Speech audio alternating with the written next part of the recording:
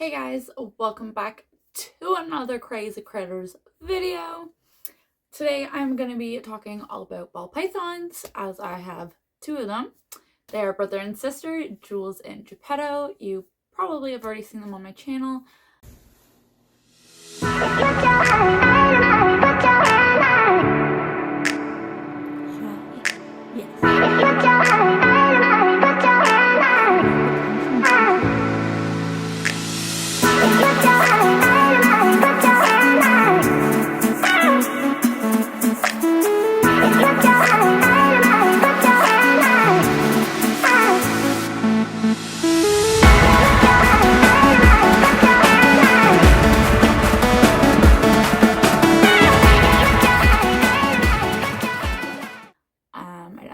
I don't show Jules too often just because she's had some issues, but Geppetto doesn't have any issues. So I'm gonna pull him out.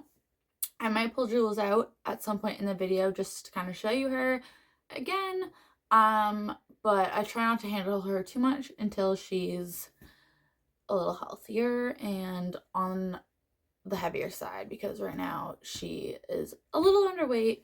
When I first got her, she did not like eating, but now she's eating, she's gaining weight, and she just shed. So I'm gonna grab Geppetto while I talk about ball pythons, and I hope you guys enjoy. Alrighty, so this is Geppetto. He is a Mojave morph ball python, and he is just over a year old. He turned a year in October, I believe.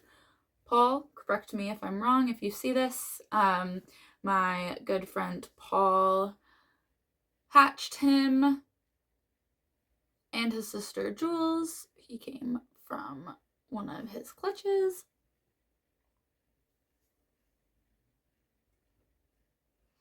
So I'm just gonna let him chill in my hands, kind of roam around, and I'm gonna talk about ball python care. So their scientific name is Python regius, and they are from West and Central Africa. You can hear Spyro scratching.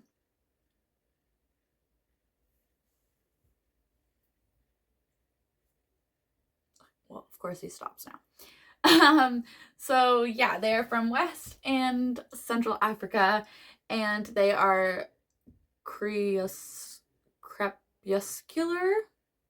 I can't speak. Which means they are most active during dawn and dusk.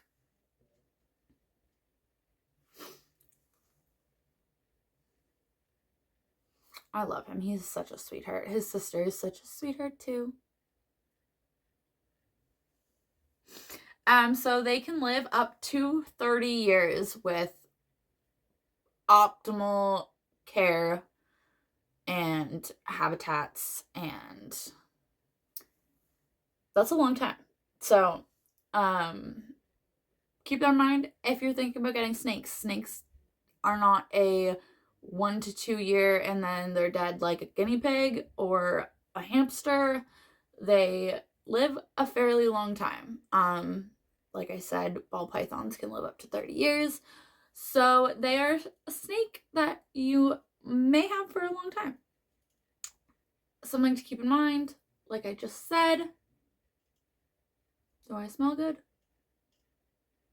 Oh, there's Spyro scratching again. So typically they grow from 2 to 4 feet long. Females typically will grow a little bit larger and a little bit thicker. And I feel like from my experience and knowledge, that is typically the case with females just because they hold eggs. So their body has to compensate for that, right? So they typically get a little bit bigger than males do. Also depends how you're feeding them. So ball pythons in the wild would eat rodents, and small birds. So mice, rats, little chicks or quails. So that's what you would feed them in captivity as well. Frozen thaw is the preferred method of freezing for most reptile keepers. And it's just the safest, to be completely honest. It's the safest way to feed your reptiles.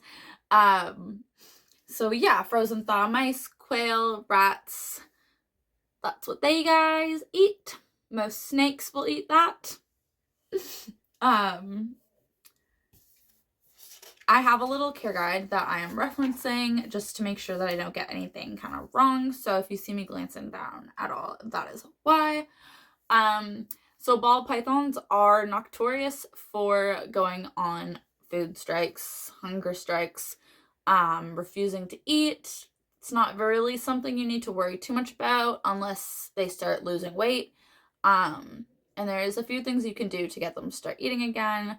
A few of those being smaller prey, wait out a few weeks between each feeding so that they kind of are getting a little bit more hungry.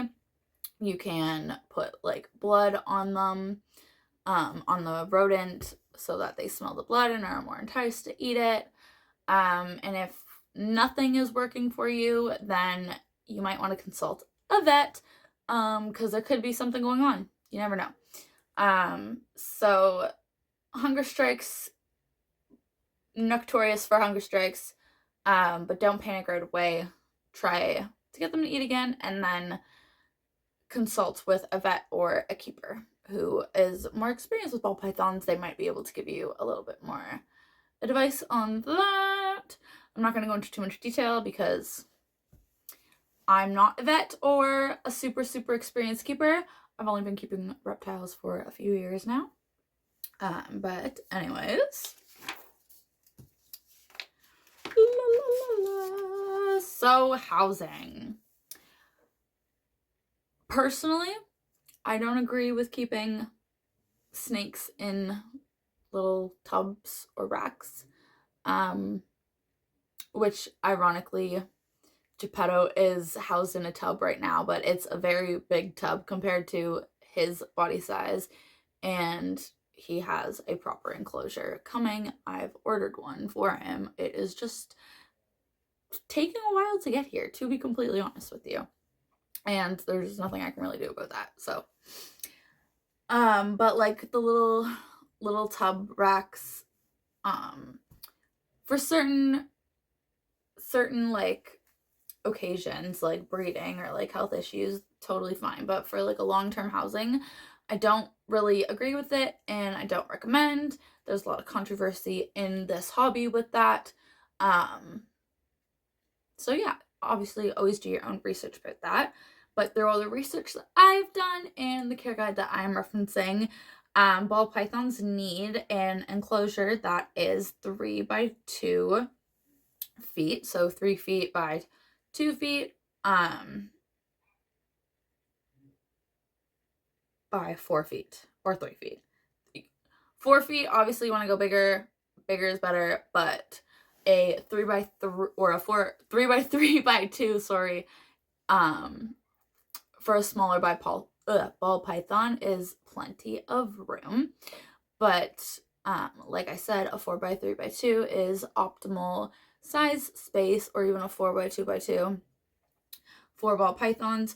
What a lot of people don't think is that ball pythons climb. They love to climb. My ball python Jules will climb on anything. She is just like my corn snake. She loves to climb. Geppetto loves to dig and burrow. So having a bigger enclosure where they have more enrichment and more opportunities to do more naturalistic behaviors is always going to be better for them.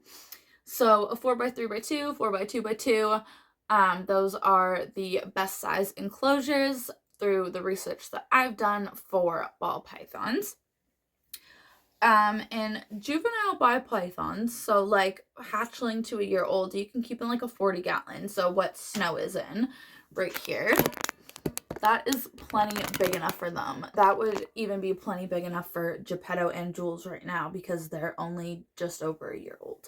But as they get bigger, as they get fatter, you want them to have a lot more room to roam around, to display, like I said earlier, naturalistic behaviors, and bigger is just always better. You want to give your animals the best life they possibly can have. Right? Right. Going into husbandry then. So like most, if not all, reptiles, you need a gradient temperature throughout the enclosure. So on your warm side, you want it to stay between 80 and 85 degrees, and then your cool side between 75 and 80 degrees. And then you want to have a basking spot of about 90 to 95 degrees. You don't want to go too much hotter than that. You can burn them.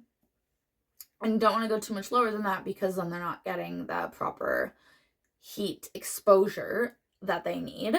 Basking spots are super important. In the wild, they like to go out and bask on rocks or on high branches, some species of snakes, and that is how a lot of the time they get their UVB and their vitamins / nutrients from the sun, which is going into my next point, UVB and heat lighting. So a heat light or a heat lamp is going to be one of the best ways to achieve the heat requirements that you need for a ball python. I personally like using overhead heating. It's a lot more natural and realistic, I find, how they would be in the wild with like the sun heating things up.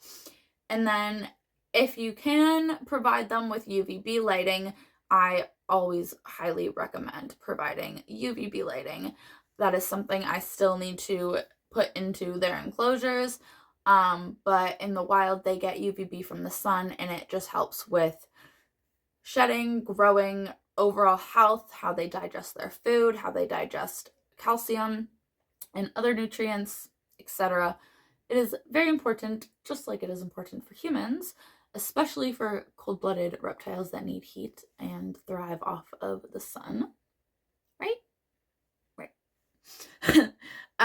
So then going into humidity, you want your enclosure to stay between 50 and 70%. The cooler side obviously is probably going to be a little bit higher, so that's going to be your 70%. And the warmer side where your basking spot is going to be like your 50%, totally fine. And then at nighttime, usually your humidity levels will spike a little bit. That's because you don't have any heat absorbing any of the water or moisture that is in your enclosure. So don't worry about that.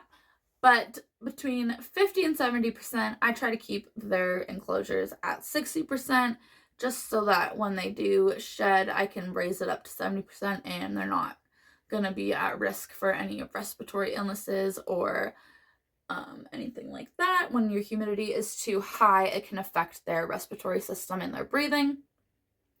So that is also oh, sorry, I wasn't flipping you guys off. That is also something to keep in mind when setting up your enclosure.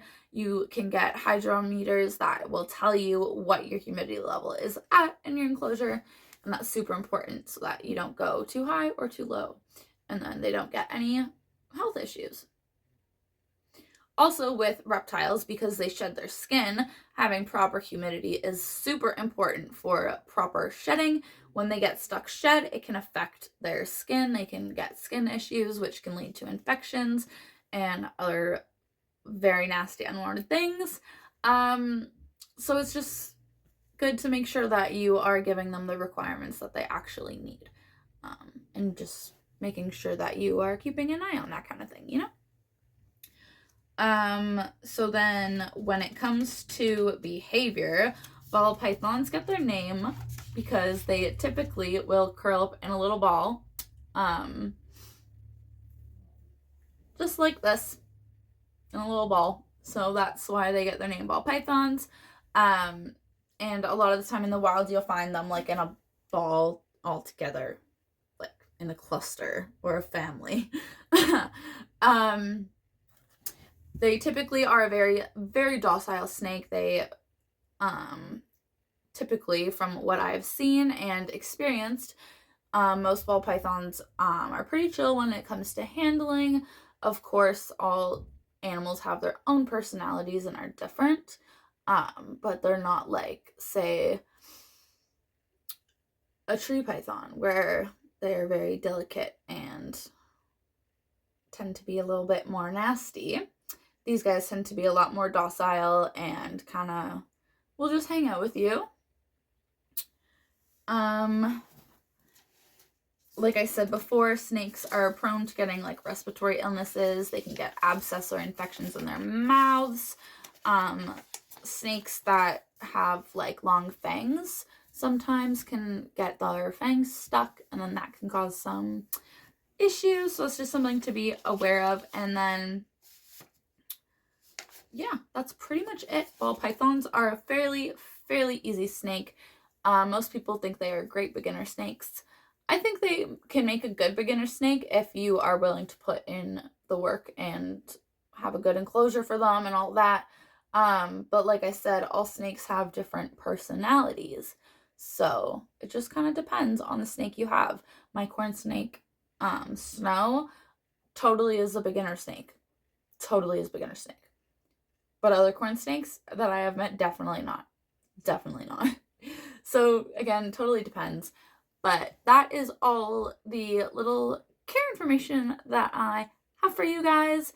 Me and Geppetto hope you guys are having a great December so far. I will link the care guide below. And yeah, see you in my next video.